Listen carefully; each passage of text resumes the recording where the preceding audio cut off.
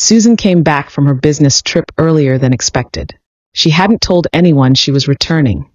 She wanted to surprise Dennis, her husband. As she arrived on their street, she noticed several cars parked in front of their house. The garden was decorated with blue and pink balloons and a banner read, "Welcome our little miracle." Her heart pounded. She parked her car a street away and walked over. The door was slightly open, and music and laughter spilled from inside. When she stepped in, she froze in the middle of the living room. Felicia, her best friend, was visibly 6 months pregnant. Her mother-in-law, Rosa, was gently stroking Felicia's belly, while her own mother served drinks. Gifts were stacked on a decorated table.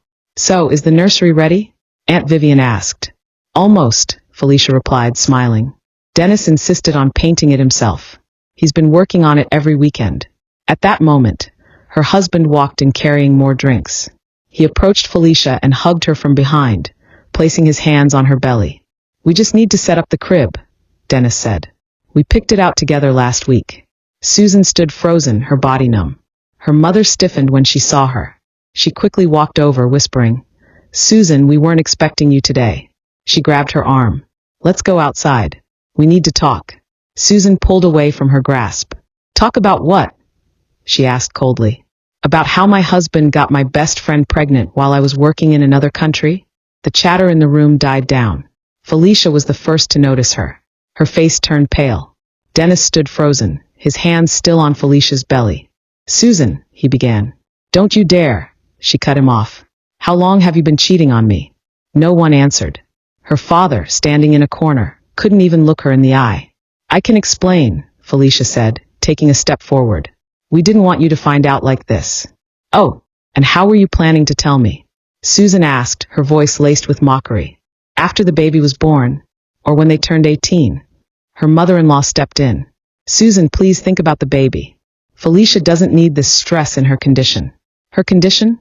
Susan let out a humorless laugh. "The same condition I was in 2 years ago when I lost my baby?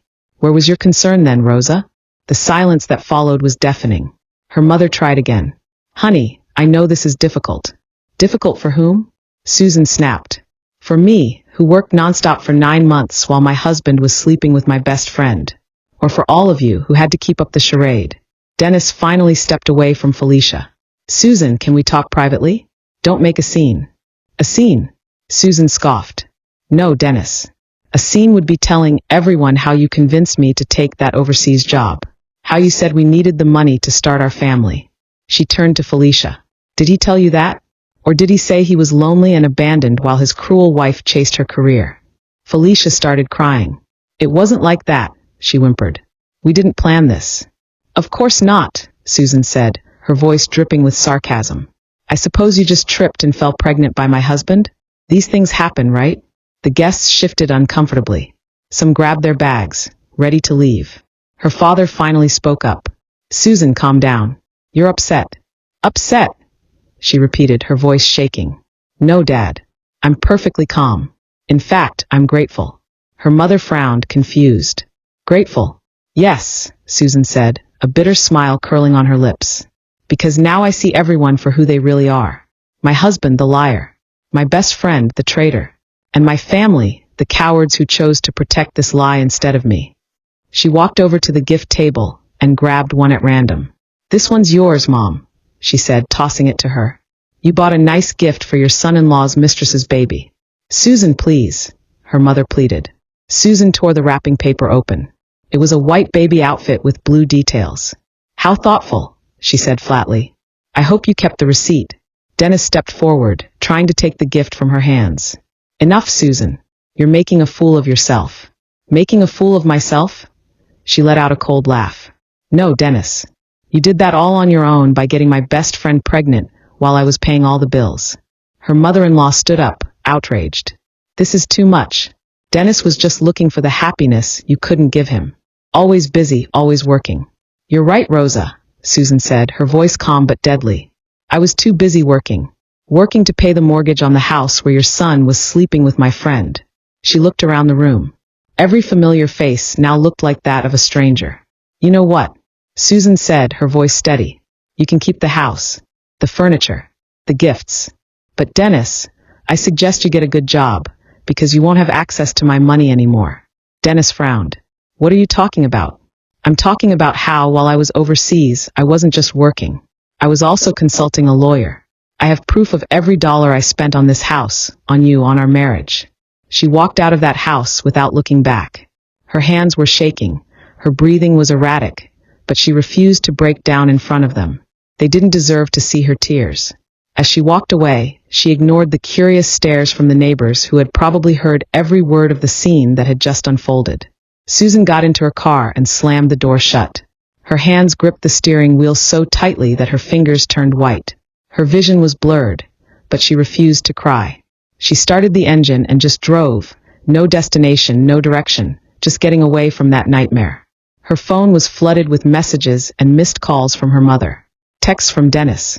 Even Felicia. Please, Susan, we need to talk.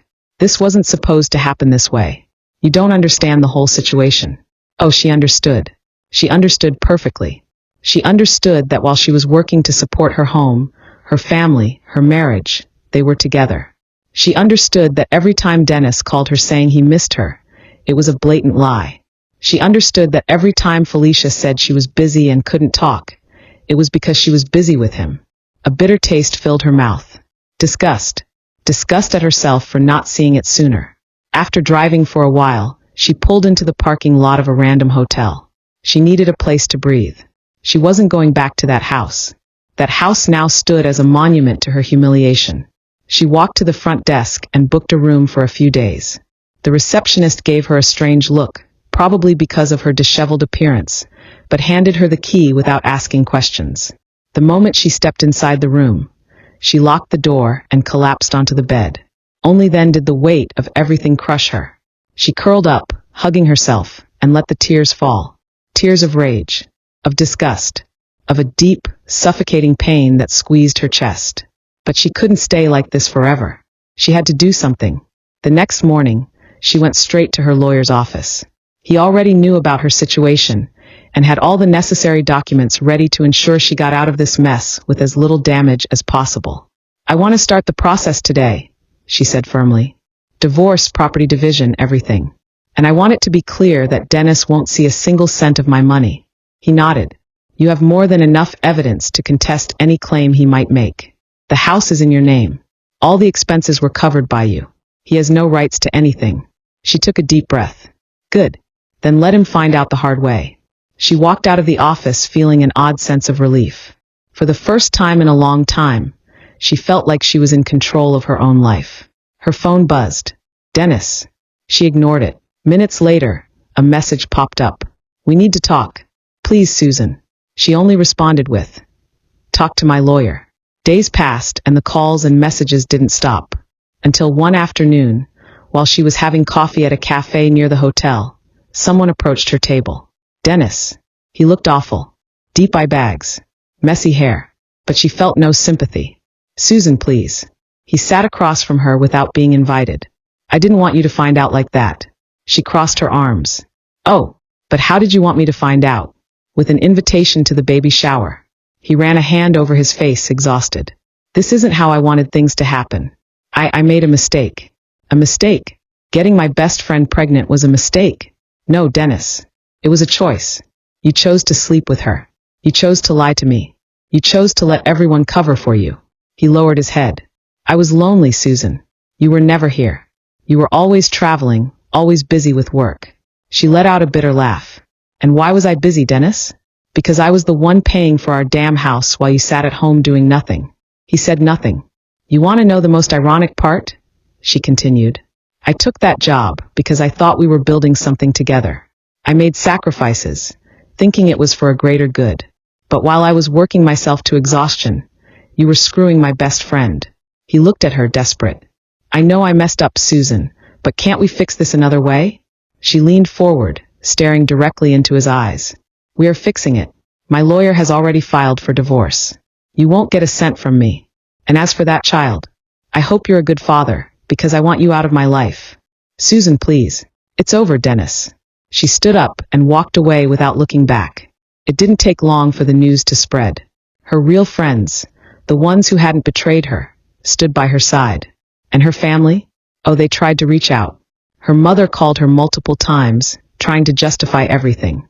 We didn't want to hurt you, sweetheart. It was complicated for all of us. You need to forgive. Forgive? No. She moved on. Over time, she rebuilt her life.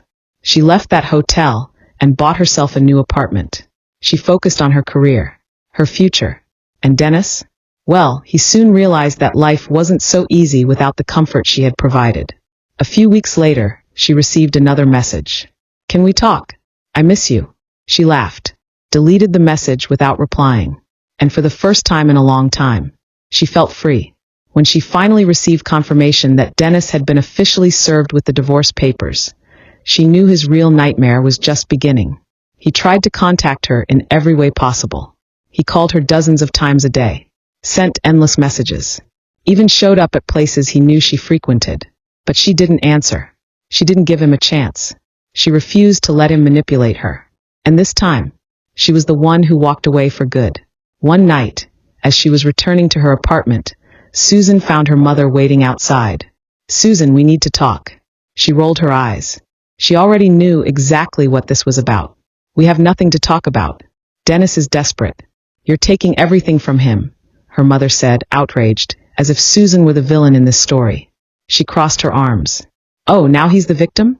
Honey, he made a mistake, but that doesn't mean you should ruin his life. Susan let out a humorless laugh. He ruined my life, Mom.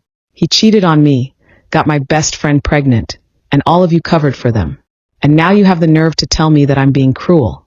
Her mother sighed, reaching for her hand, but Susan pulled away. What you're doing to him, this isn't right, Susan. Anger burned in her chest. Oh, you want to talk about what's right? Was it right for me to pay for the mortgage alone while he was screwing my best friend? Was it right that I worked my ass off while he played the perfect husband? Now he gets to deal with the consequences. Her mother looked at her like she was a monster. He has nowhere to go. Susan shrugged. Not my problem. Her mother shook her head in disbelief. I didn't raise you to be this way, Susan. And I didn't expect my own mother to take the side of a cheating bastard. She turned around and walked into her building without looking back.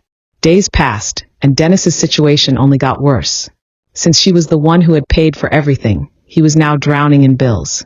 The mortgage payments were overdue, and without her money to cover them, he quickly spiraled into financial ruin. Then came the eviction. She knew it was coming when she received confirmation that he had failed to make any payments. She made sure to personally be there to witness the moment he was forced out of her house. When she arrived, the place was in chaos. Boxes were scattered around the front yard. Dennis was arguing with the officer handling the eviction. Felicia stood beside him, clutching her pregnant belly with a panicked expression. Susan, he shouted when he saw her. You can't do this to me. She crossed her arms, feeling a dark sense of satisfaction bloom inside her. I can. And I did. This isn't fair. I lived in this house. No. I paid for this house. You were just a parasite living in it. His face turned red with frustration. Where the hell do you expect me to go? She shrugged. Not my problem. Felicia looked at her as if expecting mercy. Susan, please. She actually had the nerve to look Susan in the eyes and say please.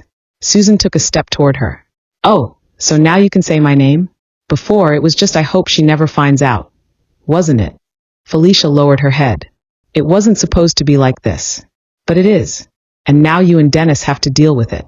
Dennis ran his hands over his face, looking exhausted. You don't have a heart. Susan tilted her head. Funny, because you sure loved that heart when it was paying all your bills. He opened his mouth to argue but shut it again. The officer approached. Time's up. You need to vacate the property now. Dennis's expression turned to sheer panic. He looked around, realizing he was out of options. He grabbed a box and slammed it onto the ground. You just want to see me destroyed, don't you? She leaned in closer, meeting his gaze without a trace of pity. Yes. He clenched his jaw and stormed away, Felicia trailing after him. Susan stood there watching as he left, broke, homeless, and powerless. In the following days, her entire family turned against her. Her aunts called her. Her mother showed up at her apartment again. Even her father, who usually stayed out of things, tried to intervene. Susan, he's sleeping on your mother-in-law's couch. Don't you think this has gone too far? No, Dad, I don't. Felicia is pregnant. They have nothing. Great. Then Dennis can finally do what he should have done a long time ago. Get a job. Her mother threw her hands up, exasperated. You're obsessed with revenge. And you're obsessed with protecting a cheater. They couldn't change her mind. And Dennis? Oh, Dennis was in ruins. No home. No comfort. No access to the money he had leached off her for years. She heard through some mutual friends that he had started taking odd jobs to make ends meet. But it wasn't enough. And then the inevitable happened. Dennis showed up at her apartment. He looked miserable. Thinner, with dark circles under his eyes. Susan, please. I have nothing. She stared at him. I know. I need help. She tilted her head, pretending to think. Like I needed help when I found out you were cheating on me? He closed his eyes, frustrated. I was an idiot, I know that. But I can't change the past. She crossed her arms. No, but you sure as hell can suffer in the present. His hands clenched into fists as he swallowed his pride. You don't have to be this cruel. Oh, but I do. I learned from the best. And with that, she slammed the door in his face. For the first time in years, she felt at peace. Dennis was finally experiencing what life was like without her. And she was finally free. Time passed, and just as Susan had predicted, Dennis sank even deeper. No home, no money, no comfort. He had gone from a spoiled, dependent husband to a desperate man, hopping from job to job just to keep himself afloat. And Susan, she moved on. She didn't feel sorry for him. In fact, every time she heard about another disaster in his life, she felt a twisted sense of satisfaction. It was a sweet taste of justice, knowing that everything he had done to her was coming back to him. And then she heard the best news she had received in months. Felicia filed for divorce. Susan found out through an acquaintance, one of the few people who still dared to talk to her after everything that had happened. The woman ran into her at a cafe, hesitated for a moment, then smiled slightly before dropping the bombshell. She left him. Susan blinked. What? Felicia. She filed for divorce. And she wants alimony. The laugh escaped before Susan could stop it. A loud, genuine, from-the-gut laugh. Are you serious? She asked, still laughing. Dead serious. Dennis can't hold a stable job, and she doesn't want to be the one supporting him. Oh, the irony was delicious. Felicia, the woman who had sworn Dennis was her one true love, who clung to him like a parasite while Susan worked to pay for everything, had now done to him exactly what he did to her. Left him when he was no longer useful. And she wants alimony? Susan asked, still grinning. Yeah. She claims he promised to take care of her, and now that she has a baby, she needs financial support. Susan couldn't stop laughing. Please tell me, does Dennis even have money to pay her? Her acquaintance smirked. No. And Susan lost it. Dennis hadn't just lost everything she had given him. Now, even the woman he betrayed her for was financially screwing him over. Karma had come for him, and this time, he had no one left to leech off of. I have to see this. The following week, Susan made sure to accidentally show up at a place she knew Dennis still frequented. A rundown bar they used to go to, one of the only places he could still afford. He was sitting at the counter, looking like a ghost of his former self. Thinner, dark circles under his eyes, his beard unkempt, and of course a cheap beer in his hand. Susan walked in slowly, taking her time, and sat 2 seats away. He noticed her immediately, his face tightening. What do you want? He muttered, his voice rough and tired. Nothing, Susan said, picking up her own drink. Just enjoying the view. He sighed heavily. Are you happy now? Susan took a sip, savoring the moment. Yes, very. He scoffed, shaking his head. You think this is funny? Dennis, I think this is hilarious.